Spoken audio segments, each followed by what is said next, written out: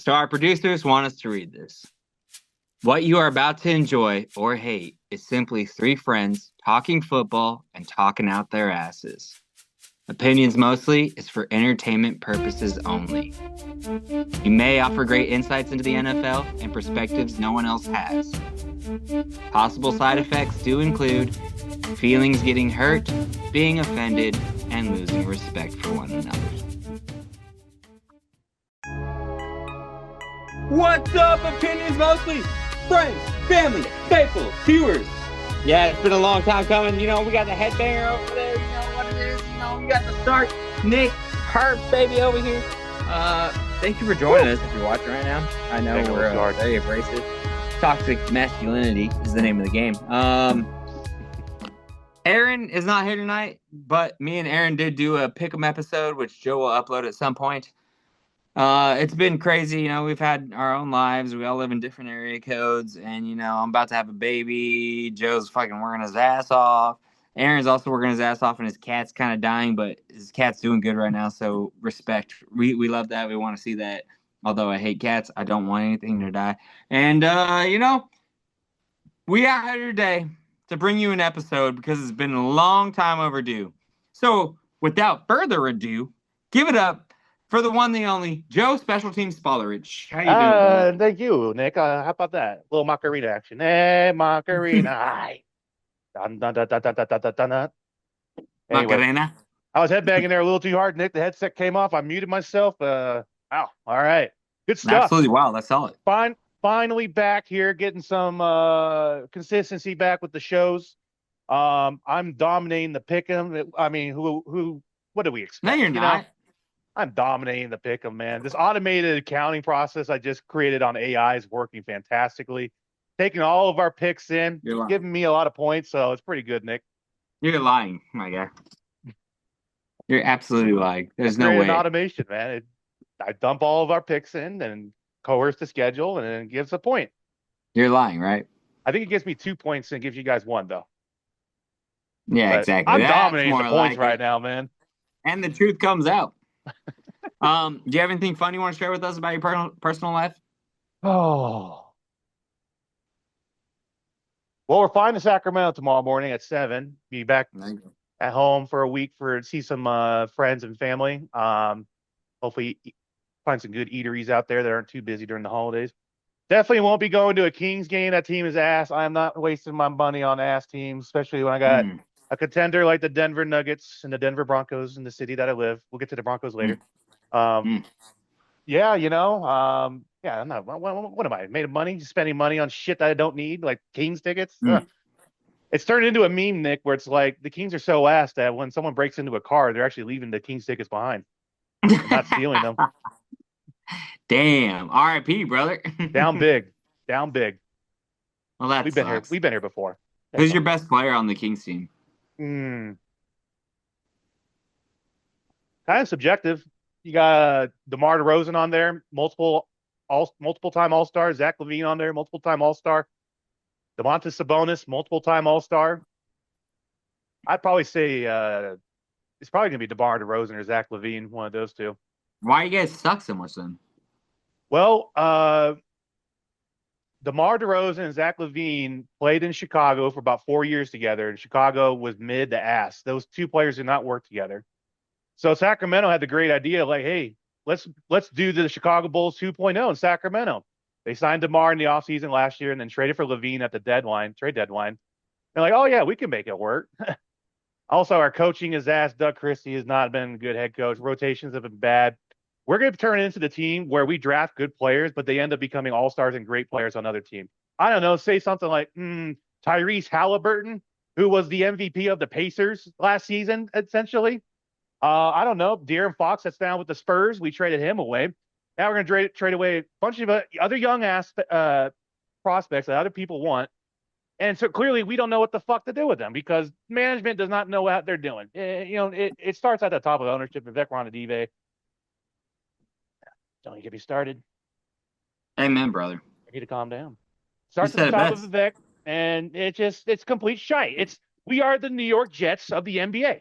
It's just plain and simple. We're the New York Jets. This team stinks.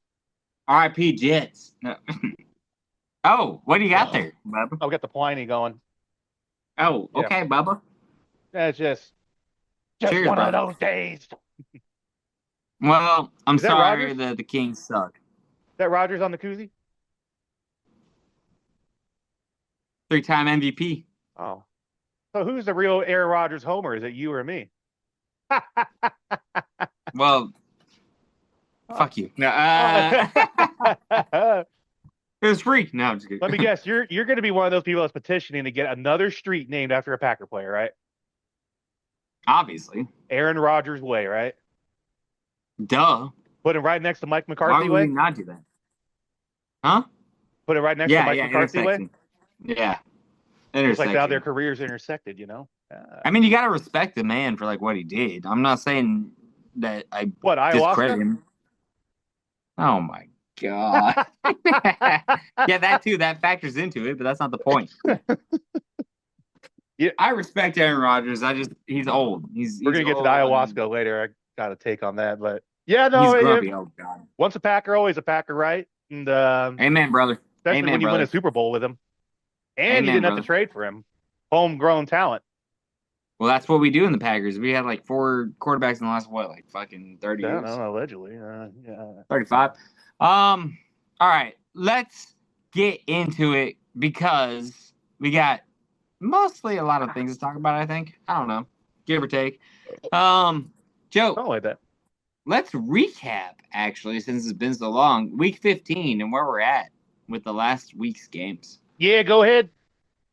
All right, Atlanta, they went to Tampa Bay and they beat Tampa Bay by 1 point. And you picked against Tampa Bay in this upcoming week, which is kind of funny. So, and then you also picked Tampa Bay to win against Indianapolis, which is crazy. So, Joe, what did you see in Tampa Bay, even though they lost, that you're seeing in them for the next week? Well, yeah. I picked the Bucks to win next week against the Panthers. I'll get in that later, but with the Falcons, the Falcons just look like they've mailed in the season, but they came back down and had a miracle comeback in that game. And according to Todd Bowles, head coach of the Buccaneers, players aren't just wanting it enough. They're just going out there and doing half ass and half casual. And I don't care if you're the Falcons or if you're the Jets. If you're going to play a team that's half assing it, you're definitely going to have a chance to lose that game. And that's, in my opinion, that's what happened here with the Falcons and the Buccaneers. Yeah, well, the Falcons still have weapons, and that's why they're kind of like a strong team, which How is does Kirk Cousins fumble the ball with 4 Buccaneer players around him, but he somehow recovers it, or the Falcons recover it? Like, that's effort, in my opinion. Kirko 2 Chains, baby. Kirko, Kirko 2 Chains. I don't disagree. All right, Cleveland, they went into Chicago and they got their ass whooped. I think the biggest story here is talks about Chicago moving to Indianapolis and being the Gary Bears. So we call them the Gary Indiana, Bears. the Gary Bears, Yeah, the Gary Indiana. Bears. Is what I Yeah, say? Indianapolis, yeah, Indianapolis. sorry. I mean, Ah, you're good. You're good. Yeah. Yeah. Indiana. Still, regardless, they're moving to Gary, Indiana, which would Mhm. be the Gare Bears. Yeah. How are we feeling about this stupidity? Well, to go to the game, I think the biggest takeaway was Shedeur playing in his first cold weather game. I think the game time temperature was like 0, feels like Sucks. -5. Trash. Bears are built for that. They train in that weather. They perform in that in that weather. That defense just got after Cleveland and that offense and took that away. To your point with the stadium stuff, I mean, this is the craziest thing I've seen and heard. I mean, this is how I think it shows how desperate the Bears have been looking for a new home and getting a stadium built somewhere downtown or in Arlington Heights. It's like a suburb outside of downtown Chicago. And the city is just not willing to work with them. I think the Bears are looking to get some public funding for this as well. And I think the taxpayers have been voting to not do that. So it's a little push and pull here. Like, Mhm. I think it would definitely be interesting I if they want to go know to though, Gary. how can Green Bay do that and the Bears can't? Yeah, that's a very good question that I don't The, get the paid enough answer is to that the analyze. Bears fans suck. The Bears suck. The Bears fans suck. They're all fucking trash. They're fucking fair weather fans Fuck them all. They're not going to respect history. This is bullshit. Green Well, Bay doesn't have a fucking. They don't have shit in Green Bay. Okay, nothing exists, and we're well, still managing to keep a team. I think it comes Fuck the down to a Bears. couple of The factors Bears are between the. absolute trash, and they deserve to be treated like trash. I hope they disappear. I think Wipe there's a them off the couple of face of the fucking earth. things. So number one, they want to get a dome going so that they can host the Super Bowl. That's their biggest thing is they just want to host the Super Bowl, which Chicago can obviously We support. fucking hosted a draft, motherfucker. Fuck off. It's the same thing as the goddamn Super Bowl. Fuck the Bears. They're a bunch of fucking pussies. And I think Chicago. I think the Bears just want to get some public funding on it. Out of the owner just being cheap, I think as well. And when they threatened to go All to my Gary, points exactly. Only publicly owned NFL team. Mm-hmm. And the Packers have somehow figured out to keep their stadium in the same location for about 75 years now, going on 80 years. And somehow they just do renovation after renovation during the offseason. Because we're better than everybody. We're better than them. I don't know if you're better than Stan Kroenke and $5 billion. I'm very mad. I'm very mad because the Bears fans always talking shit about the Packers, but we always have the Packers back. And now their own fucking city doesn't give a shit about them, and they can't fucking take care of them. And they're like, we're better than you. Bitch, go walk down the street and get stabbed by a needle, okay? Fuck We're you. better than you, and we Your know own it. fucking city doesn't even want you there. Well, the mayor came out and responded. Your own city doesn't even want you there. The mayor came out and responded with a half-assed witty answers like, yeah, we care for the Bears. We're willing to work with them. I've talked to the CEO. Well, a bunch of just jargon. Yeah. Bullshit. That's what I love about this whole thing is that I really don't want them to leave, but if their own fucking city and their own fucking state doesn't want them to be there, fuck them. Fuck them. I mean, that just goes to show you right there. I don't know why. That just goes to show you. I don't know. You want to be a Packer fan? You want to jump ship when they move to Gary, Indiana, or whatever the fuck? then guess what? The Packers will graciously accept you, and you will be one of us because we support our team. We back them all the time. That is why we are better than the Bears through and through. Fuck the Bears. Fuck Chicago. Absolute garbage. Fuck you. Leave me a comment down below and say fuck you too. I don't know why the Bears can't do like what the Jacksonville Jaguars are doing. So the Jags are going to be playing their games in Orlando next season while they renovate their current stadium and its current location.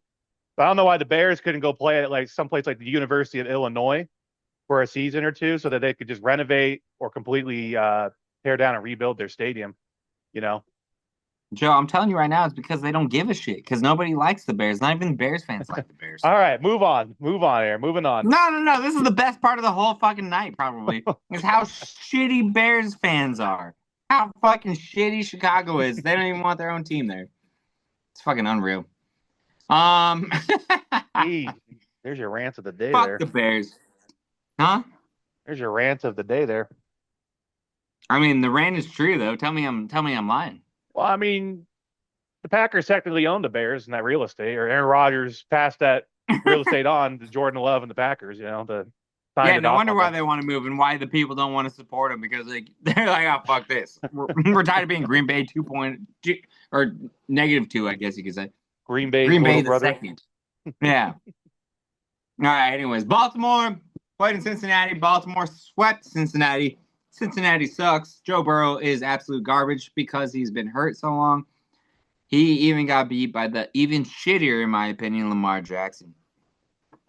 Joseph? Yeah, I think, Joe Burrow came off those comments the week before. He's like, he's got to want to play this game and want to have fun. A lot of speculation about early retirement, comparing his comments to Andrew Luck's comments when he early retired. And you look at the stats. You look at the stats. He's gotten hit like at like a 2-to-1 ratio of Andrew Luck at this same points in their careers. I think Joe Burrow needs to go down to do an ayahuasca trip in the offseason, really discover where he is and what he wants to do. The Bengals are the Bengals. I mean, everyone said paying both T. Higgins and Jabbar wasn't going to work, and sure enough, you look at that, their defense is still ass. I think this is their third season in a row they haven't made the playoffs since coming off that Super Bowl appearance against the Rams like 4 years ago. Bengals got to do some soul searching, figure out how they can create more money to spend on this team and then improve the roster. They only have 5 scouts on their payroll, Nick, or 3. other teams have up to 15 to 20, just for comparison. Well, they don't Um, give a shit. It's also Cincinnati. it's a poverty franchise. That's all it is. Yeah. Joe Burrow's got to All right. figure it out in the offseason, but getting hurt every season definitely doesn't help. Do you think Joe Burrow? I like Joe Burrow somewhere else. I think he should continue. I think he's going to exhaust every opportunity he can. I'd say if things don't turn around in the next 2 years, he's going to force his way out. I think that's what he's going to do. He's going to do it at the tail end of this contract he signed with the Bengals, as well, because the Bengals aren't the team that's going to cut a player to have dead cap on their roster and their salary. So I think Joe Burrow is going to try and be as flexible because he is an Ohio kid. So I think his preference is to stay and play in Ohio, whether it's the Browns or the Bengals. Not saying he would want to go to the Browns, but you get the drift of Ohio. But I'd better say defense. Yeah. Oh, yeah. Like I talked about on opinions mostly earlier this season. The Browns and the Bengals need to combine their teams. The Bengals offense, the Browns defense, just one team, and it'd be Team Ohio. Be Team Ohio.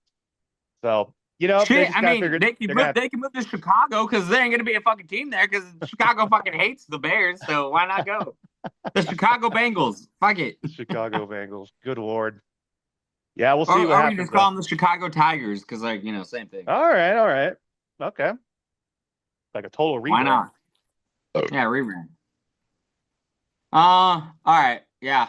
Absolute garbage. I love Joe Burrow, the Iceman, but I do too. I love watching him play. Yeah, it sucks that he's where he's at, and I don't know. You can't really judge the guy from coming back from an injury and performing like he's performing, especially with this whole team around him. But it's just like, well, the week prior in Thanksgiving, he fucking smoked the Steelers, or who they play on Thanksgiving? The Ravens on Thanksgiving. Yeah, but that's because the Ravens suck, and that's that. No, not the Ravens. They just played the Ravens. They just played the Ravens. Yeah, dork ass. No, but Burrow's first game back from injury was against the Ravens on Thanksgiving. They didn't smoke Buffalo. They lost. No, I know they lost. Two unfortunate turnovers by him, but that was a fluke and wild. The Bengals should have won that game for sure. You're talking about the Bills. They should have won that game against the Bills. Just those two untimely interceptions in the fourth quarter. Anyways, they did play Baltimore and they beat Baltimore 2 weeks back, is what you're that's the game I'm referencing. Like, Burrow looked dialed. Yeah. They smoked them. Yeah, and then they got smoked. So they're inconsistent.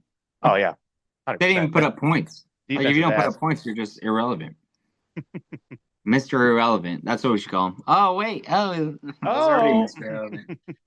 All right. Los Angeles went to Kansas City, and they dethroned Kansas City and also took out Patrick Mahomes. How are we feeling about it? Actually, I'll start this one. Okay. Fuck Kansas City. No, I'm going to be a fuck guy today. Fuck Kansas City. I'm glad they don't make the playoffs. I obviously don't want anyone to be hurt. I don't even wish that upon Patrick Mahomes, trust me. But I am a firm believer that it is the Taylor Swift curse. And what I mean by that is once you sell yourself to the devil for 3 years, guess what you get in return? Absolute garbage. So, oh my God. Praise Jesus. Fuck the devil. Fuck Taylor Swift and fuck Travis Kelce. And Mahomes, you were a casualty of war, and that's why you never liked Travis Kelce. All right, let it go. Yeah, the Chiefs got to do some soul searching here on their roster because if you look at I like how you use soul searching. That's funny. If you look devil. If you look at up to this point, this season played out exactly how last season did. Bunch of one-score close games. They always got the flip of the dime on it and the correct call or the correct play that happened, like the bounce of the ball, and that's how they were able to win all those games they did last season. And you look at, they lost an offensive lineman to the Bears. Joe Timley. So I forget his name, but they lost him. You had injuries at the beginning of the season. You're relying on Patrick Mahomes to create and do too much. I think, so this will be Travis Kelce's last season. I don't know if Mahomes will be ready for week one, nor do I think they should rush it, of course. And I think the Chiefs just got to retool and rebuild through the draft to get better again. But as long as they have Mahomes there, they're going to be relevant. Does this affect their dynasty? kudos to the Chargers, man. Chargers taking care of business. They they're on like their fourth string offensive lineman, and they're still finding ways to win. So, I mean, the Harbaugh effect is definitely in play with the Chargers. Does Mahomes going out and this loss, not making the playoffs this year, affect their dynasty? Um, I think it's like it's the first iteration of the dynasty. If you recall, with Brady and the Patriots, they had the first part of they had the one dynasty at the beginning of Brady's career, and then they had the dynasty roughly in the middle to the late part of his career in New England. New England had to recharge and retool as well. You remember when they lost Brady for that whole season with the ACL injury in week one of the NFL? They had to go to Matt Castle the rest of the season. So I think it's kind of a similar situation where they're just going to have to build through the draft, develop players, and maybe in 2 years they can be relevant again. And they're going to have to be relevant with how tough the AFC West division is. Yeah, agreed. Agreed on that portion. um, yeah, it's funny. I like the Chargers. I think they're a good team, and it's funny how many people are like, "Oh, how are the Chargers doing?" It's like, well, they're like 10-4 or something like that, and if you're Yeah. like, "What? What? They're 10-4?" I'm like, "Yeah, I know. That's what I'm saying too." But I've been picking them every week, and you've been like, "Oh, their offensive line is such trash." And I'm Yeah, like, I "That's not how it am works, brother." clearly not. I mean, Yeah, they're finding out ways to make it work, and that's a lot of kudos to them. I'm gonna stop picking my against them. biggest problem right now, selfishly, is fantasy football, and because their offensive line is weak. Justin Herbert hasn't had much time to throw to Lad McConkey, who is like a number one wide receiver, and I have him in like Yeah. 3 leagues, and I'm in the playoffs. So I need him to get cooking, but we'll see what happens. Anyways, moving on. Buffalo, New England. Buffalo went into New England. They beat New England 35-31. Josh Allen put up 193 yards. Trevion Henderson's a madman at 148. Yeah. I'm going to take this and go. Even though New England lost, I still think they are a high caliber Super Bowl contender team, in my opinion. Okay. Um, biggest red flags with Buffalo obviously is inconsistency, but that's always been inconsistency. And the fact that we're not seeing I wouldn't even call it an improvement from last year is a huge concern. And the fact that New England is oh shit, these guys are gonna suck this year, and they're like up and up, and then they lose to someone that's very inconsistent, makes me not worry about them as much as I worry about Buffalo. So I'm riding with New England moving forward. Go ahead. Yeah, I don't disagree with anything you said. The Bills are just inconsistent. I think the Patriots are still a little bit raw and red to this with the first year success that they're having. I think we all kind of predicted this was going to be a rebuild season for them going into it, and then maybe next Yeah. year they'll be definitely good. But obviously they've increased the schedule on that. Credit to them. Bills, to your point, they need a wide receiver one. They desperately need one. Um, the defense isn't good enough to stop people, and that's why you see week in week out Josh Allen being Superman. And I'm afraid that they might catch up to him at some point. He's going to get some kind of season-ending injury. But Bill's got to figure out how they can navigate this storm. I mean, they're 10-4 as well, Yeah. Nick. They're definitely going to be in the playoffs, whether it's division or wild card.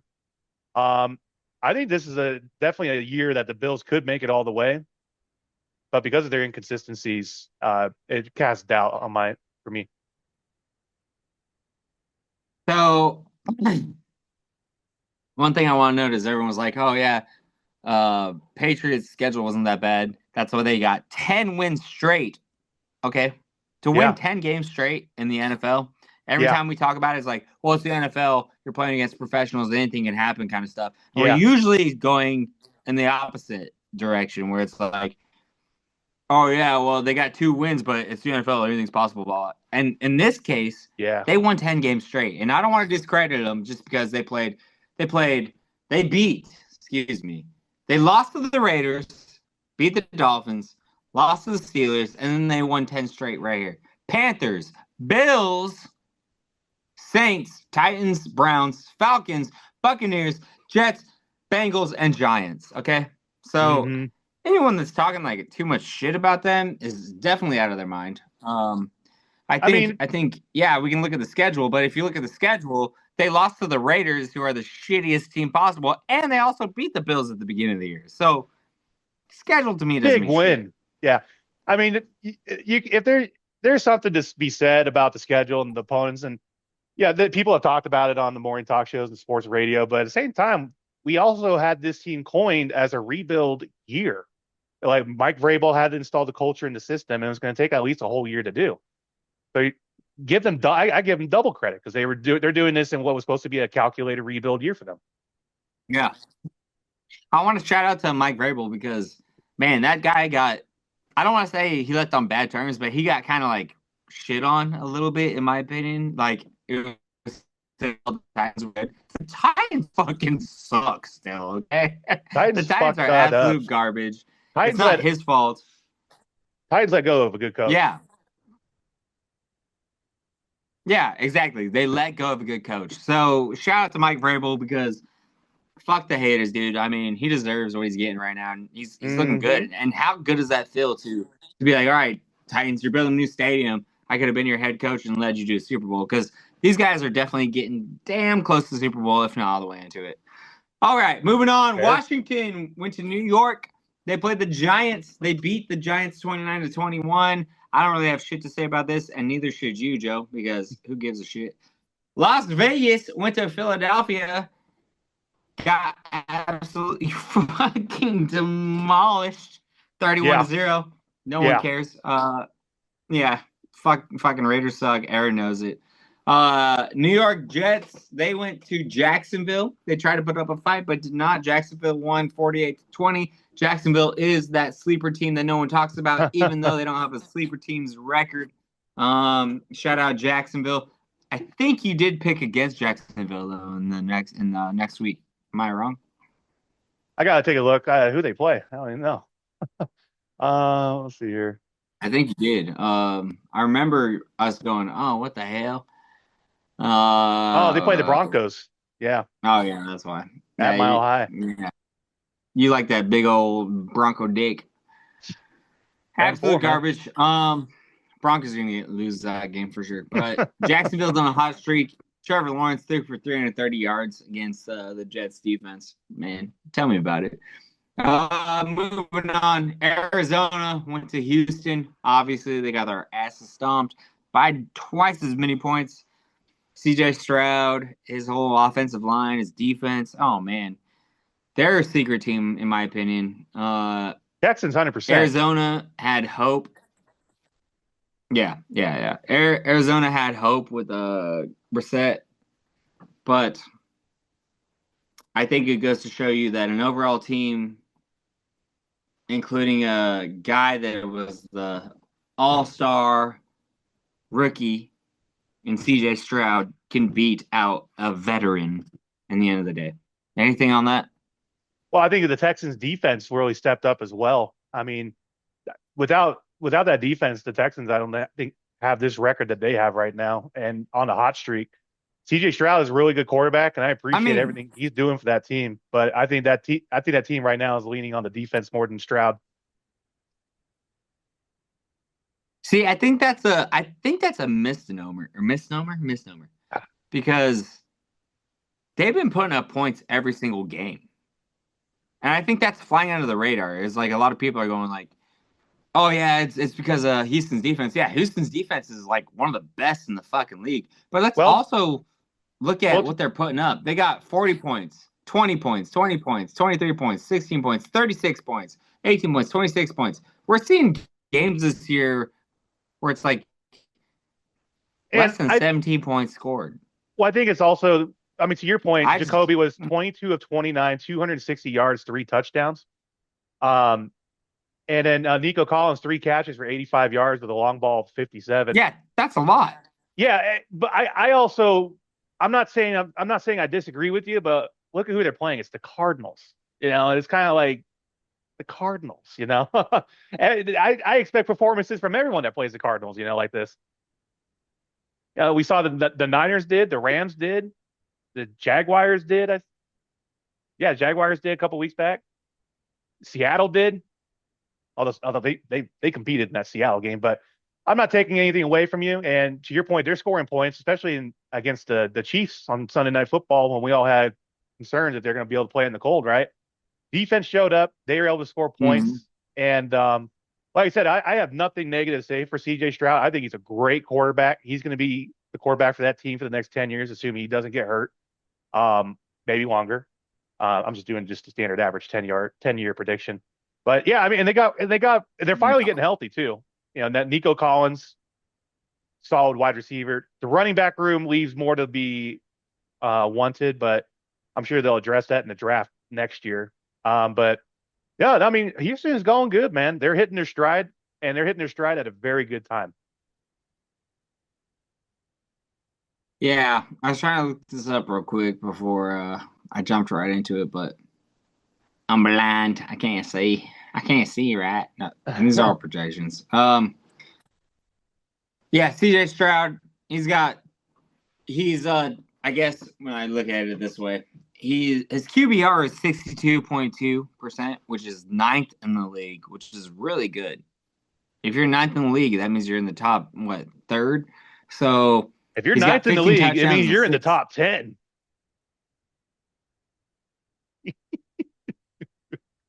Yeah, exactly. Yeah, you're in the top 10. He's only got 15 touchdowns and six interceptions, but 2,500 yards is still a really good spot to be at in this coming week. So I And don't know. he missed I three just think games there's a little too. bit more than what we're talking about or people are talking about. Hmm. Yeah, yeah, fucking a, right, exactly. So I think we got to pay more attention to that too. It's not just the defense. The Oh, we defense are. I is mean, fucking great. Don't get me wrong, but it, they're the I do not best. want Like to one play of the the best in the Texans. NFL. I don't want to play the Texans in the playoffs, man. If I'm a team in the AFC playoffs, I do not Yeah, want to play the Texans.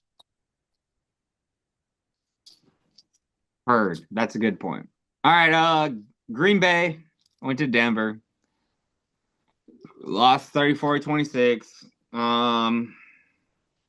I know you probably got a lot to say, but as soon as Watson went out, we were like, offense wasn't looking good, and then Parsons went out, and then our defense went to shit. Although they did not go to shit because they held Denver long enough to give us a shot to tie the game and win, Yeah. or not win, tie the game and push it.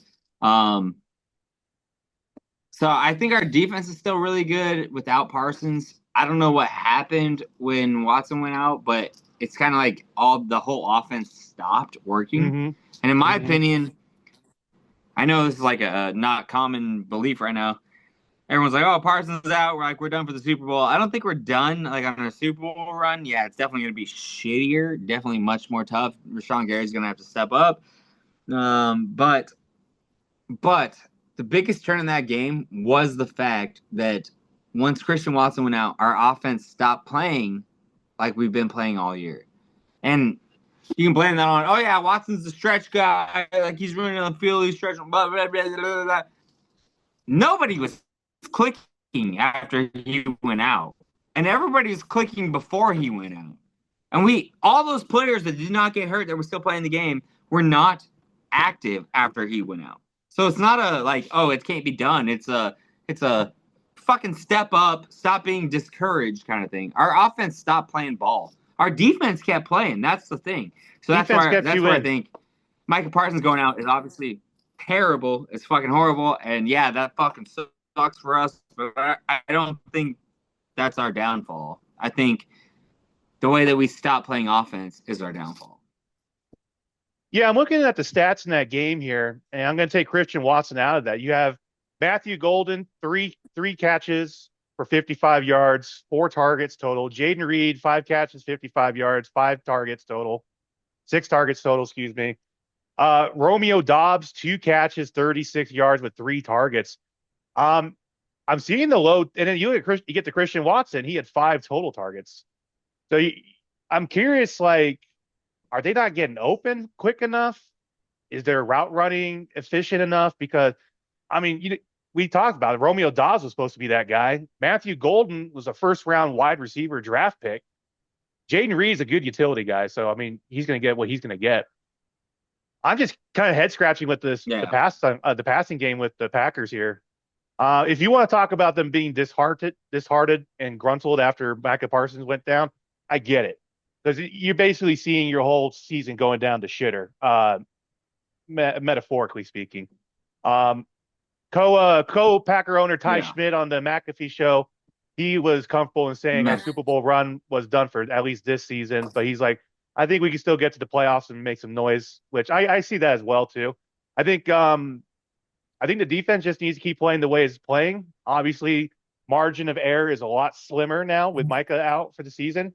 And then I think the offense just needs to be a little bit retooled here, figure out how to get these receivers that are dynamic players and athletes open.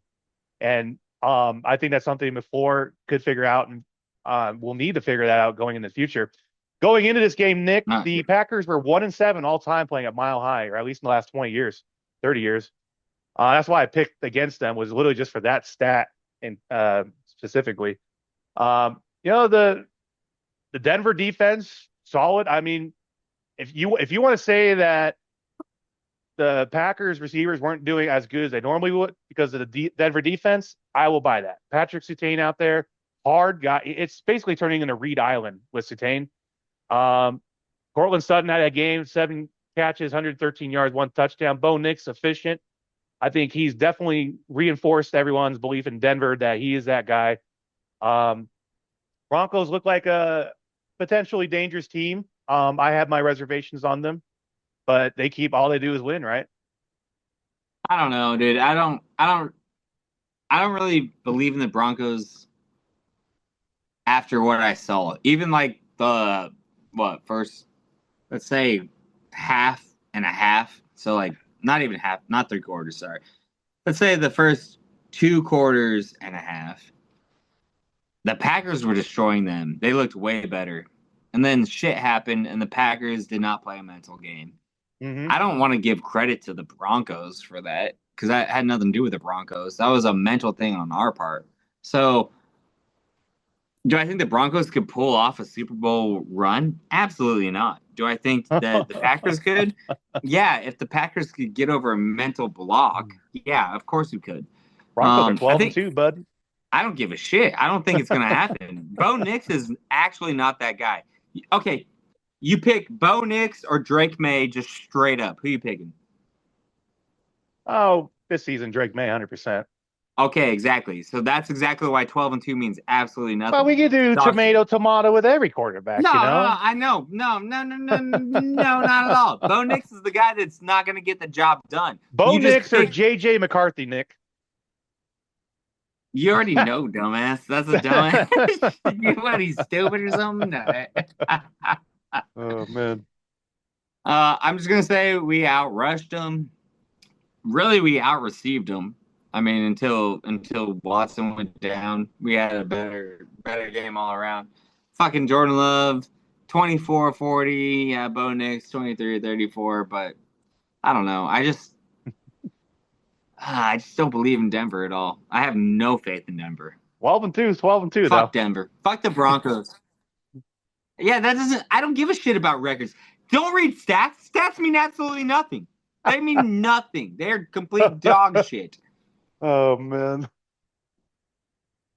Oh my god. You don't even believe in. Okay, you were talking about the Chargers. The Chargers are 10-4. You didn't even know they were 10-4. People think they're I 4 and know. 10. They're Record proving me means wrong. absolutely nothing. They're Yeah, proving me wrong. exactly. Fucking exactly. I know I am because it's fucking bullshit. Watch them play. They suck. All right. Anyways, I digress. I digress. Sponsor us. Sponsor us. Though. Yes. All right. Detroit went into LA playing your one and only Rams. Rams manhandled them. Detroit is shit. Absolute garbage. Absolute trash. Worst team in the NFL. I'm just kidding. Damn, No, dude. but Rams did good. I expected them to win, so Matthew Stafford's still hot, even though he lost last night. Not his fault. He still put up He was numbers. still hot last night. Yeah. Yeah, I know. 100%. He's the Yeah. man. He's the man, girlfriend. Yeah, I mean the Um, Lions, they need some defensive components. I know they got Aiden Hutchinson, great pass rusher and defensive end, but I think they still they're still looking for some defensive components. And I don't know, maybe losing a defensive coordinator the Jets maybe is having a bigger impact than we thought, because last season they had like 90 people on defensive IR and they're just pulling people from the street to play defense and they were getting by. Um, I don't know. The Lions is a little bit of a head scratcher, but maybe this is just a season Really. they kind of take a step back and reload for next season. I mean, the NFC North is, I mean, they're 8-6, man. I mean, that's a good record to have, and somehow the Bears are leading the division. Packers right behind them on their tails. The NFC North is hard, man. It's a very competitive division. I'll tell you right now, you heard of Starbucks? No, You heard of Love's? I've heard of Bucky's. Guy right Yeah, behind them. exactly. That's my point. This is one of those teams that, like, yeah, you've heard of, but what have they actually done? Nothing. Absolute garbage. You probably haven't even heard of them. The Packers are the Starbucks of the NFC, okay? The NFC Okay, North. I'll buy that. Detroit is like, oh yeah, I've heard of Loves, but then everyone's like, oh yeah, but they're trash. Nobody knows about them. You didn't even fucking know about them. You didn't even know about I Loves. That's I exactly know what it love. is. I know Fucking love. garbage. Washed up fucking old men that work at fucking making Ford trucks. Go fuck. Absolute bullshit. Garbage. Detroit sucks. Dan Campbell's a joke. He screams so much that he like loses his voice because he's so passionate. Yeah, passionate my asshole, brother. Okay, and don't even get close because we know you're a big man. You get caught in the fucking yard. Boom, done, son. That's not a threat, but it is what it is. Fuck the Lions. Absolute, absolute dog turds. I would say if the Lions were to play the Vikings, I'd be rooting for the Vikings. That's how bad it is. Well, we know you root for them, but who Detroit would you expect sucks. to win? At this point, JJ McCarthy fucking manhandles those fucking absolute garbage pail kids right there. Fuck the Lions. Right now, my rankings in like personal life, obviously the Packers. I will go Vikings, Bears, and then the Lions. That's how much I dislike the Lions. They're just absolute. They're like a fairy tale story that is actually really a horror movie. Like, have you seen or have you heard about that Winnie the Pooh movie where it's like Yeah. Winnie the Pooh is like a murderer? Like, yeah, that's what it is. That's what it is. Everyone's like, "Oh, Winnie the Pooh," and then he ends up being a fucking axe murderer. Fucking just trash. Okay. Okay, anyways, I'm ranting, but that's because fuck this shit. I'm tired of it. This make sure you put on this episode explicit for for adults only. We already marked it for adults only, so don't worry about that. Oh, thank God. All right. Carolina winning to New Orleans. New Orleans. Carolina lost. They dropped the ball in New Orleans. New Orleans won 2017. I still think Carolina's dangerous. Joe? Panthers are so inconsistent, man. This is a game they were supposed to win and should have won. It's just they're so inconsistent. They're like the Buccaneers. They're like the Bills, so inconsistent. Hmm. You know, they have these showings against the Cowboys and the Rams, really good wins, and they lose by 40 to New England, and they get swept by the Saints in their division this season. It's just inconsistent, man. They have pieces, man. Got some really good receivers, really talented receivers, really talented defensive backs and safeties, really good offensive line. But it's wild, man. It's crazy. Yeah, I don't really have much to say about it except that everyone in New Orleans is like getting hurt again, and they're Devin Neal, who I drafted, Yeah. was really good at replacement for Alvin Kamara. Not looking hot because he's out. He's on IR. Kamara's So getting they got old. a rough rest of the year. Carolina still has a shot at doing something. And I kind of like I think Bryce Young is kind of not all there. He's not that guy right now. I see potential, but Well, here's the thing. potential only lasts a couple years. He's in the category of small quarterbacks under 6'3" that don't last long. We see it in Arizona with Kyler Murray, right? We see it in Yeah, Miami with Kyler Murray, yeah. Tua getting benched, and he's probably gonna get Yeah. cut. Russell Wilson in Denver getting cut, all that dead cap money. Uh, yeah, Brandon, like Bryce Young here. I mean, you gotta have a tall quarterback, man. Yeah, you gotta have a size quarterback. And Yeah. my friend Dave, who's on the hype train of anti Bryce Youngness and propaganda, he's preaching. He's like, dude, he's too small. He's 180 pounds soaking wet. He can't even see over Is the he offensive really? line.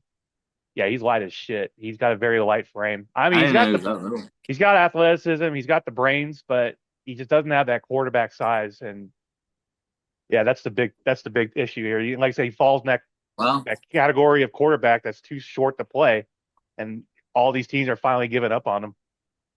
Justin Fields as well, throw him well, in that's there. unfortunate. Yeah, well, he's garbage. He's born garbage. He is garbage. Damn, Once a dog. bear, always a bear. By the way, I think everyone knows this, but I only talk shit because fuck the Bears and fuck the Vikings, fuck the Lions. They're all trash. Um, We know. Tennessee at San Francisco. San Francisco won 37-24 against Tennessee, which should not have been as close as it was. And when I say close, it's still 14 points. It does not fucking matter. What the fuck are we doing here? San Francisco is a better team than Tennessee. Don't really need to talk about it, do we, Joe? All right, No. Indianapolis Colts. They went into Seattle and Game Colts of the put up a day. fight, but they had Old Man Rivers. Old Man Rivers. They still put up a nice fight. Seattle won. Well, I would say what are we looking forward to, but we already know what happened last night, where Seattle dethroned those fucking Rams of yours. Let's talk about Philip Rivers a little bit. I'm gonna listen. You're gonna talk about Philip Rivers while I go pee. I can hear Philip you. Rivers, stat line for the day, 18 of 27, 120 yards, one touchdown, one pick. That pick came on the last drive of the game when they had a chance to drive the ball down the field and kick a field goal to get the win and get the hell out of there. But unfortunately, he threw a pick. Yeah, a lot of stuff underneath, a lot of stuff dinking and dunking. He did have a couple of long ball attempts that you saw it was right there, but the receiver was just like 1 to 2 steps off of it. He got knocked down a couple of times. I think there's like 4 total quarterback hits he took. Got sacked once. So offensive line did their job. And I also think Shane Steichen. Hey, is it Shane Steichen? Yeah, Shane Steichen, head coach of the Colts. They had developed a game plan together. The, and Philip Rivers knows this offensive system. He runs it with his high school team that he coaches. Shane was an offensive coordinator with the Chargers for numerous years, and this was the offense they were running when he was there with the Chargers in San Diego. It was cool. I mean, Philip Rivers after the game, he said, I'm one of those weirdos that, when I get hit, I like it. He's like, I don't have any problem taking hits. My wife is scared to death of it. And it's Yeah, just like classic Phil Rivers, man. We just fucking love to hear. he's a Another family man. another tidbit. So obviously he got out of there safe and unharmed, which is great. Um, Another tidbit to his return is the NFL insurance policy. So when you retire from the NFL covers your insurance for you and your family for 5 years. Then after that, you're on your own. Philip Rivers was literally in the last year of his insurance plan before he came back. And now that he actually played a game, his insurance gets renewed again for another 5 years. For what we're assuming, he's going to be retired after this season's done. They're going to finish it out with him. So his insurance policy restarts that 5 year window again. And you know what? He's going to need that insurance policy with the 11 children he has and the grandchildren. I'm sure he's covering on his insurance policy. So I think he's just double dipping a little bit with the NFL and the insurance a little bit, which is clever on his part. Saw nothing but kudos to from everyone. It's like it was awesome seeing Old Man Rivers out there. Cam Newton, of course, was a little butthurt about it. Don't need to get into that. Cam, you don't recognize that Philip Rivers was in the building, has been in the building, knows the coaching staff, knows the offense. Like I think that's the most important thing, knowing the offense. He knows the offense in and out, Cam. I don't think you're going to know that offense for 3 weeks minimum. And they're just trying to make a playoff run here at this point. So it was fun to watch. It was interesting that Seattle played them as closely as they did. I thought the score would be like 40-10 or something like that. But game of the day for sure. I still believe in Philip Rivers, and I mean, I'm gonna tell you a good stat here for this last week that I think most people should appreciate. Okay. Between Shedeur Sanders, Joe Burrow,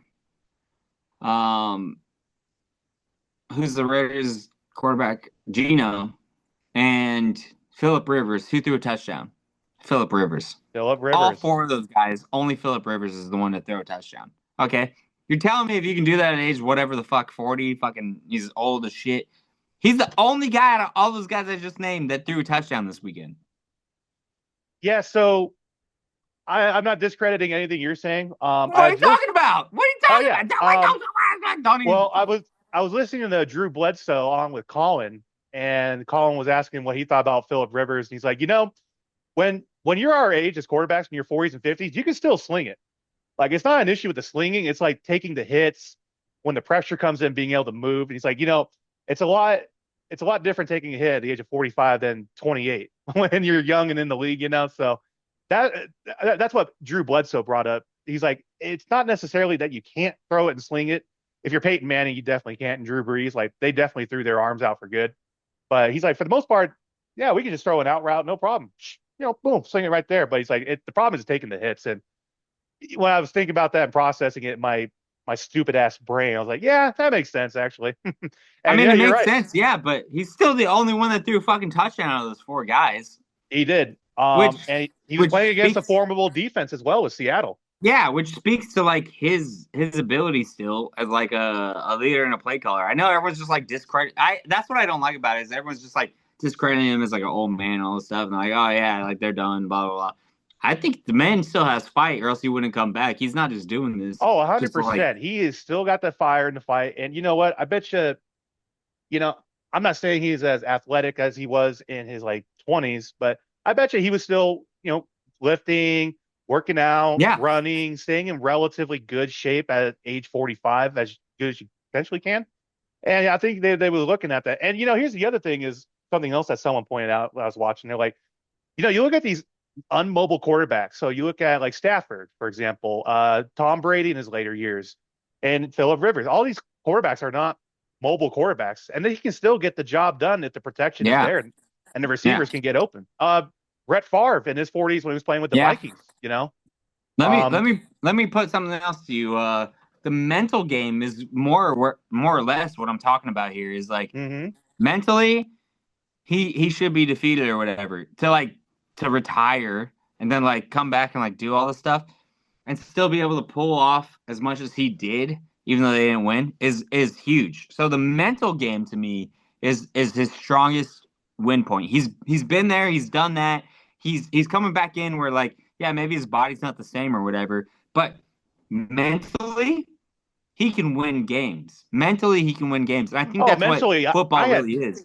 I had no question about his mental game. I knew he was dialed in. I mean, Yeah, when you see him so out there, yeah. that's the thing. That's the thing. That's what it takes. Is it takes mentality. Like everyone's like, oh, we're doing blah, and you're like, we're gonna fucking win this game. Everyone's gonna be like, oh fuck, this guy's for real. Like we're gonna win this Well, no, game right Philip now. Rivers wouldn't say like it'll be like, dang nabbit, we're gonna go out there, we're gonna put a big hard fight on it. Darn it, if we can handle it, I know we Yeah, can. Which he's a makes knee slapper. Dang nabbit, damn it. which makes the Monday night game, even that more Yeah, exciting against San Francisco. That's gonna be a fun yeah. game to watch. I think. Well, I don't know if you saw, but well, obviously, you didn't. Me and Aaron. I think we both. Or no, who'd you pick? I picked the Chargers. You For picked which San game? Francisco. You and Aaron both picked San Francisco. I picked the Chargers because of that reason. You picked Indiana? Yeah, sorry. Fuck, Philip Rivers on the Chargers again. Yeah, Yeah, Indiana. I think I don't know. I think No, his weapons around him too are gonna start fucking getting fueled, dude. He's got Jonathan Taylor, Tyler Warren, fucking Michael Pittman. I mean, he's well, I'm looking fueled. at the defensive coordinator going against Robert Sala, and that defense has been magnificent, even without Bosa and Fred Warner. They've Yeah, been getting it done. I You know, mean, I'm telling you, man. I'm not rooting Anyways, against him for sure. Like, definitely rooting for him. all right, let's keep going. We that Minnesota at Dallas. Minnesota beating Dallas. Dallas is absolute garbage.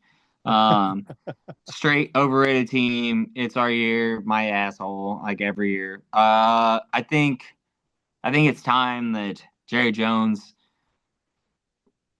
retires. Oh, it's I been think time, man. It's been time for like the last 10 years minimum. I think we're done on the Cowboys' hopes. Everyone's making fun of them to a point. If you lose to Minnesota, where Minnesota, no offense, but is not very good. They've had a rough year. They're like kind of like rebuilding. They need to rebuild in a way. Justin Jefferson has been quiet. JJ has been hurt, and then he's also been quiet. Like just not consistent, all that stuff, and he still beat Dallas. That says more about Dallas, in my opinion. I don't want to talk about. You can talk about defenses all you want to, but the offensive game there, Dak won that game, but he can't get it done. That has nothing to do, I don't think, with his defense. I don't know. I don't I know. Go ahead. I'm Maybe I gonna shot myself in the foot, but yeah, I'm gonna disagree with you on that, Nick. Taught fuck, what's his name? Hold on. who? Yeah, Brian Flores is a hell of a defensive coordinator from Minnesota, and I that defense is prepared and playing week in and week out. I know they got smoked by Seattle the week prior with that rookie backup quarterback they were playing, but the defense was making plays and they were making hostile, uh, aggressive pass rushes and blitzes on Dak that night. And I think that defense is very, very formidable with Minnesota. Now, to your side of the ball with the Vikings offense, this is once again, everyone be patient. This is growth and development for JJ, and it's going to go a long way for sure going in the future. And this definitely gave hopes to the Vikings faithful that this can be our guy going forward. I think with Dallas, I don't disagree. Jerry Jones should have stepped down 20 years ago, in my opinion. To your point, 100%. But I actually look at it a little bit differently, Nick. The Cowboy season's definitely done, but I think they're actually building something that could, I want to say contend, but be a hell of a lot better next season, especially with the midseason trades and acquisitions they made for defense. I think they can actually be a prominent team next season with what they're building under head coach Schottenheimer. He installed his culture, and the offense is definitely a Super Bowl caliber offense. Defense leaves a lot more to be desired, and I think they're going to be addressing that defense in the offseason and in the draft. But I think this is more of a step builder for the Cowboys in general because I think we all wrote them off. They're going to be asked Schottenheimer, unproven head coach, no defense. What are we doing here? I think Dak played really good this season. I think he played really good that night. But I think this is just maybe so it looks like they're taking a step back, but I actually think they took a step forward based on expectations and everything. They're going to miss the playoffs for sure, but I think this offseason is where they're going to definitely be able to retool. They're going to know what their identity is and the missing pieces and the places to address. So how do you feel about Dak Prescott and where he's at? Do you think what's his contract looking like? He's got 4 year, 240 million. I think With the he, Dallas Cowboys, I but think he got one. he's got fucking till 2028. They'll restructure and push the money out, but I think statistically, he's probably had his best season in the NFL, probably since his rookie season. Statistically speaking, like he looks good out there, man. As much I as I don't guess care he for the is out there. Cowboys, he looks good. I guess I got to stick my foot in my mouth when I look at his stats. Yeah, you're right. Offense is firing on all cylinders. You're right, Joe. I subtract my message there. Um, No problem. yeah, Dallas needs a defense, I guess. And Shit. they got Quentin Williams from the Jets in the offseason, which is a great player to build your defense around after losing Micah. They got the draft picks as well. And then they're not making the playoffs, so they'll have like a top 12-ish, top 14-ish draft pick. Um, yeah, just they can go just draft another pass rusher, and put him on the 4 year rookie scale contract. And I think they can. I think the defense can't get any worse. They're going to get better. Damn, only if they had Micah Parsons They only have before he Micah got Parsons, hurt. right? Dang nabbit, Yeah, right? I guess you're right. I guess you're totally right. I'll stick my foot in my mouth on that one. I'll eat that. That was a All dumb thing good. I said. Yeah, their defense is the weakest end of their game, and you are correct. Special teams is good. They got Brandon Aubrey, good kicker. Punter is Brandon fantastic. Aubrey, yeah, the So Obs. yeah, they just need defensive players, man, and they could actually win the division next year. Excuse me. We'll see. hmm Last game, Miami went to Pittsburgh. They lost 28-15. Aaron Rodgers proven he's still that guy. Um, yeah, I mean, it shows that he still has the arm talent to get the ball where it needs to go. That fucking dart he threw to DK Metcalf across the middle. The safety for the Dolphins was trailing that the whole time. He just couldn't get there fast enough. But um, I think this is more of a bigger precedent against the Dolphins because after that loss, they're officially out of the playoff contention. And then, Tua getting benched. He's the third string. They're starting Quinn Ewers, the quarterback out of Texas that they drafted in like the 6th round, the rest of the season.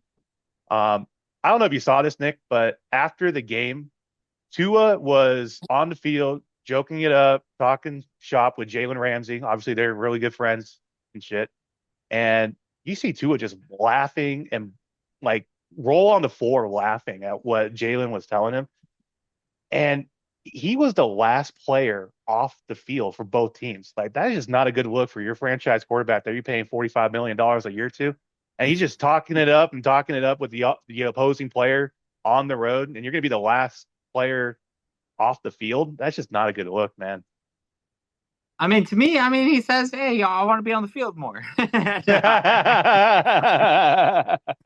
here to win." No, There, I like that. okay, that was oh gosh, that was last week. Excuse me. Oh my gosh, that was last week, week 15. So let's run down where we're standing right now, playoff picture wise. I'll tell you everyone that's eliminated. AFC East, we got Dolphins and Jets. They're out. The North, AFC North, Bengals, Browns out. Titans out in the South. West, Kansas City Chiefs and the Raiders. Everyone's Wait, happy what? about the Chiefs. What? Say that again. Chiefs and Raiders are eliminated from playoff contention. Say it again. Yes, that's right. Chiefs, Gonzo. Okay. Nice try. Thanks for playing. See you next year. First time in a long fucking time. The NFC eliminations, we got the Commanders, the Giants. Minnesota is eliminated in the North. South, we got Falcons and Saints. See you later. And in the West, Arizona Cardinals. Teams that have sealed their clinched the playoff berths. We have the Rams. Congratulations. The Seahawks in the West, NFC West. NFC South, nobody has clinched it yet. In the North, nobody's clinched it yet because it's such a tight race. The NFC East, nobody's clinched it yet because it's such a tight race. AFC West, we have the Broncos already sealed their fate. They're going. Chargers are the question mark there. The South is wide open with the Colts, Texans, and the Jaguars. The AFC North, we got Baltimore Ravens and the Steelers both playing in contention, but Steelers are up by one game, 8-6, over the Ravens at 7-7. And last but not least, AFC East, both the Patriots at 11-3 and the Bills at 10-4 have chances to clinch the playoffs. So we got a mean schedule here. Everyone's looking that's still in, obviously, is looking really good. It could go any way. It's fucking wide open. The biggest gap is the NFC North right now with all the question marks. Joseph, I'm talking about the NFC North for a reason. Who do you think is going to clinch that playoff berth? That's a good question here, Nick. We're looking at the Bears' remaining schedule here. The Bears have the Packers this Saturday. They have the Niners next week, and then the Lions the following week. I point out the Bears because they're obviously in the lead right now in the NFC North. With the Packers losing Micah and Packers playing in Chicago and not in Green Bay, I think the line is going to be more on the Bears than the Packers to win that game. Actually, let's take a look at that line real quick, shall we? I think it's either 1.5 or 3.5. That ain't much. Yeah, Bears are the favorite by 1.5. Okay. Oh, 1.5. Yeah, 1.5. Yeah. So I mean, if the Bears win that game, in my opinion, I think they clinch the NFC North. If the Packers win that game, they're still in the running for the NFC North. Looking at the Packers' remaining schedule, you got the Bears, then they got the Ravens, and then the Vikings. So, and I can guarantee the Ravens are still fighting, so you're going to be playing them at full speed and full strength. The Vikings are going to want to be, they're going to want to bring people down with them, and they also want to get, JJ McCarthy the reps, so they're going to be playing full strength as well. It is too hard to predict, Nick. I don't have a prediction. I think it really lays on this week's game, and I think whoever wins this week's game will win the division Okay. between the Packers and the Bears. And the Bears are Yeah. just rolling, man. And with the loss to Micah is definitely big. Bears defense, they're going to want, and the Bears, they're going to want to get revenge over that Packer loss a couple weeks ago, which was a hell of a game. So, yeah, I think if I had to lean, it'd be 51% Bears, 49% Packers, Okay, based off I can everything I'm accept that. saying. But yeah, I'm I mean, okay with that. but to the Packers' point, they own the Bears' real estate there, so you know. Well, well. And I'm sure there'll be a lot of Packer fans in the stadium. I mean, that's not too far. Packer fans travel well, so yeah, we'll see, man. But in my opinion, whoever wins this game wins the division. All right, let's take it to the AFC real quick. Jaguars, Texans, Colts, all Ooh. still playing for that division. I'll take this one. I'm going to start by saying Jacksonville at 10-4, Texans at 9-5, and Colts at 8-6. 8-6 Colts are going to drop. We kind of already figured that. I think the Colts might be able to pull off the win, but I think if they do, that's like the end of it kind of thing. It's like, oh yeah, you win, and then you're kind of like toast. Jacksonville's schedule, like you just mentioned, is a little rough. They got Broncos, Colts, and then the Titans. Titans they can win, no problem. I'm not worried about that. But Broncos, Colts, same division, or excuse me, Colts, same division. Broncos, tough team. Um, they might lose to the Broncos. If they do that, they're gonna drop it, I think, within the division. So give me the Texans in the AFC South. I think AFC South Texans got to win. Yeah, head to head, like right now, if we were to put the Jags and the Texans on like a neutral field and just let them play it out like a college football game, I think the Texans are the better team head to head between Yeah. those two teams. But to the Jaguars' credit, Travis Hunter being out for the season, Jacoby Myers has been a godsend for Trevor Lawrence and Well, that yeah, they team. re-signed a 3-year contract. He has been a godsend. And Jacoby Myers has been on the trade market ever since the beginning of the season when he requested a trade. And credit to him, he's been professional all the way through, playing the games Yeah. out in Raiders, which I know he Good fucking dude to hates. have. Good dude to have. Yeah. hmm and it goes back to the point of the Bills. They could have gotten him. They had all season to potentially get him. So yeah, but yeah, give Jacoby a lot of credit. Been a godsend for the Jaguars at that wide receiver position for Trevor Lawrence. But head to head, I think the Texans are probably a better team than the Jaguars right now. Yeah. All right. So we're both agreeing on the Texans there. Yeah.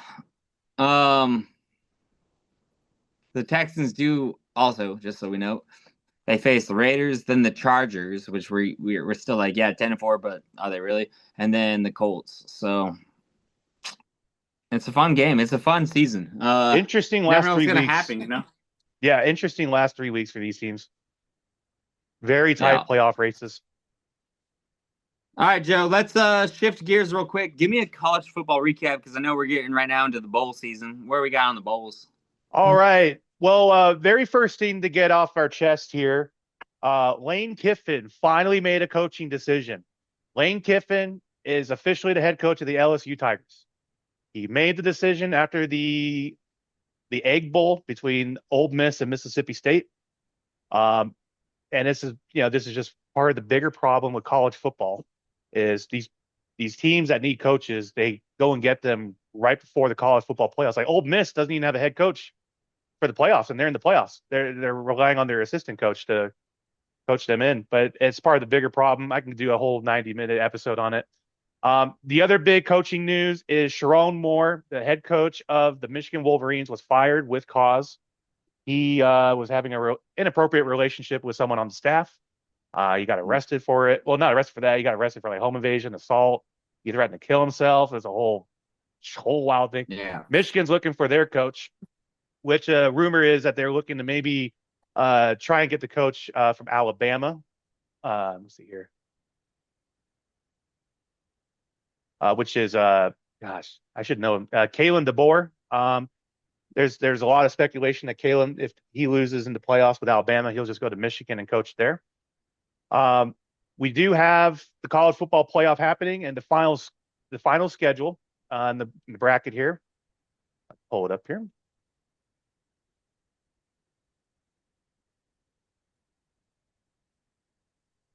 Yeah, so we got all the matchups here. Number one, Indiana beat Ohio State. Fantastic game. Indiana is looking fantastic. The Hoosiers. Also, their quarterback won the Heisman Trophy, so there's that. Um, you look at it down here, we got James Madison, Oregon, Oklahoma, and Alabama. Indiana on the bye. Tulane at Ole Miss. Georgia on the bye. Miami at Texas A&M. This was the big controversy here, Nick. There's a lot of controversy if Miami should be in or Notre Dame. Notre Dame ultimately was not put in. And they reasoned it because of the head-to-head that Miami and Notre Dame played in week one of the college football season. And Miami won 28-25, something like that. Very close game. A lot of controversy there because Notre Dame's like, we had a strength of schedule. You look at us now, head-to-head, we're a lot better team. Miami, they didn't even win their conference in the ACC. Duke won that somehow, and Duke's not in the playoff. Whole nother story for a whole nother day, which is why college football is fucking in a terrible spot right now. But this was the big one, Notre Dame being excluded. And then Notre Dame said, you know what? You're not going to put us in the college football playoff? Fine. We're pulling our name from bowl games as well. We're not going to play in your little game of bowl games as the appetizer to the college football playoff here. So a lot of takes, a lot of opinions with Notre Dame. You know, the problem with Notre Dame is like all of their teams, all their sports, women's volleyball, men's basketball, softball, baseball, all of them play in the ACC. Notre Dame football remains independent, and it's because they want the money and the cash grab, which once again, politics plays into it and the whole independence and not being part of the Big 10 or the Big 12 or the SEC or the ACC. A lot of controversy with that too, Nick. I could do a whole another 90-minute episode on that. For the sake of opinions, mostly trying to narrow it down as much as possible here. um, anyway, and then the other big controversy here, number 12, James Madison. Tell me you ever heard of that school, Nick? James Madison. I have. That's my alma mater. Have you ever heard of them being associated with the college football playoffs, though, and them being good enough as a school to be in? This was another No. controversy, letting JMU in and letting in Tulane, number 11 Tulane, all from the Power Five conferences. Another controversy is like, okay, how come Vanderbilt couldn't get in? Vanderbilt's a lot better than these teams. How come Texas couldn't get in? Texas is better than these teams. But with the governing body of NCAA and college football, they have to allow the winners of these smaller schools and smaller programs to have a chance to vie for the college football playoff so that it doesn't look like it's a big monopoly of just the SEC and the Big Ten being in. They have to make it appear that it's more open and inclusive to the other conferences that are in here. So that's the other controversy. It's like, well, if James Madison and Tulane aren't in, Notre Dame would take one of those spots, and then either Vanderbilt or Texas would be in there as well. Because we all know that Vanderbilt versus James Madison, Vanderbilt's going to blow them out 45-zip. All right. It's going to be a smoke race. All right. They're going to get cooked, man. Same thing with Tulane. So another big controversy. Anyway, here's the other thing, Nick. You look at this game here, James Madison versus Oregon. Look at the spread here. 21.5-point favorite. Fucking Oregon Ducks are. Okay. Tulane versus Old Miss. Lane Kiffin did just leave. Old Miss is still an 18-point favorite here against Tulane. Like, it's Unbelievable. It's the different levels of it all. And once again, I could do a whole 90-minute episode about this. It's all the politics involved and how unorganized college football is in general. Once again, we're talking about Notre Dame being an independent, like join the Big Ten for God's sake. All right. Unbelievable. So a lot of controversy here, Nick, with the college football playoff. It's supposed to be expanded again to more teams next year. A lot of advocates to say like expanded to a 16-team playoff. Problem is, how big do we make it? You know, like how many teams we have? The top 20 in the country, top 4, and then that goes into the bowl game situation. So a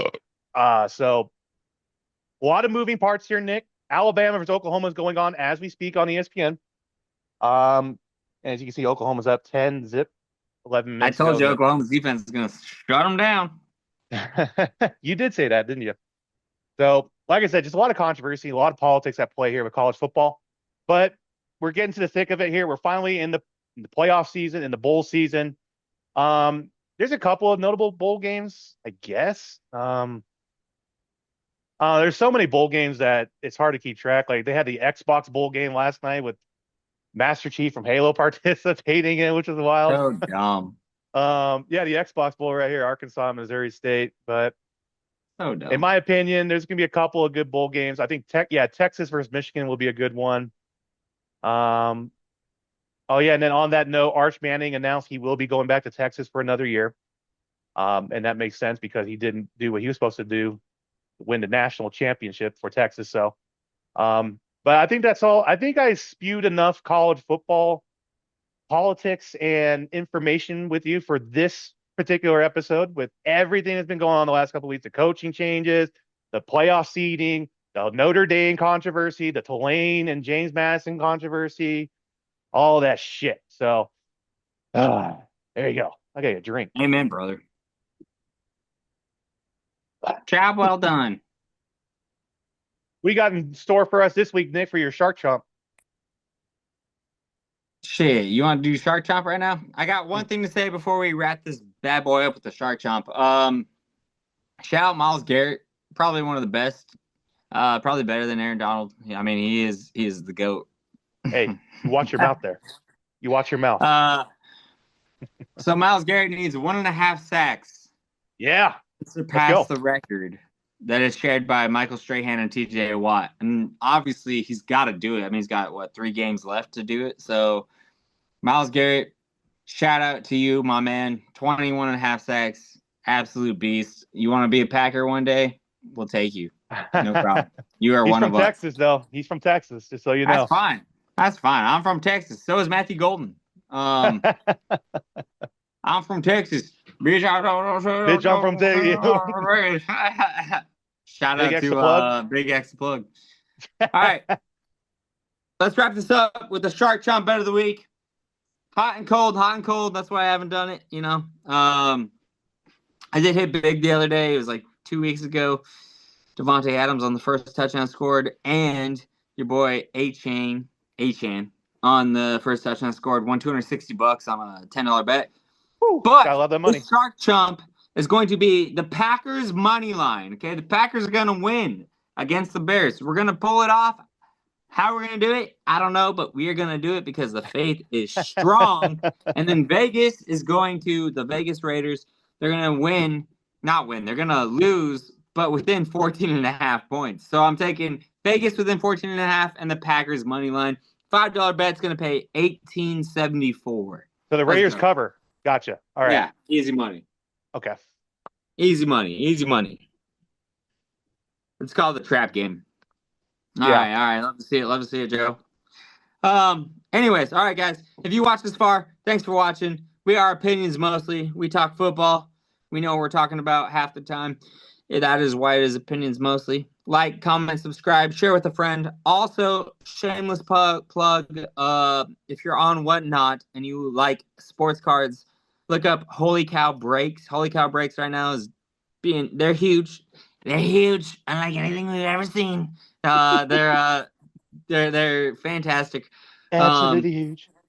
Absolutely huge. We get you the best sports cards, cheapest prices. It's awesome. It's always a good time, and we look forward to seeing you. It's been a real fun shit to do between this and opinions mostly. So, once again, thank you for watching.